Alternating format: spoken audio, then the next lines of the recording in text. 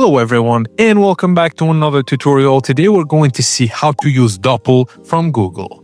Doppl is an experimental AI app from Google that lets you see yourself wearing different outfits using AI-generated images and animations. You upload your photo or an outfit image, and it creates a virtual try-on version of you.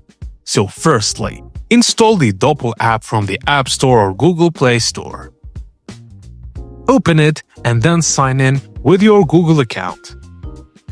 Now, you need to upload a full body photo of yourself or choose an AI-generated model avatar.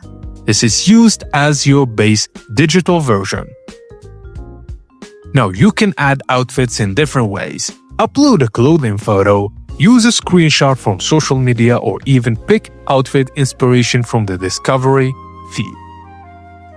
Now, once you select an outfit, tap Try On or Generate. The AI builds a version of you wearing the outfit. It may also create a short animated preview showing movement.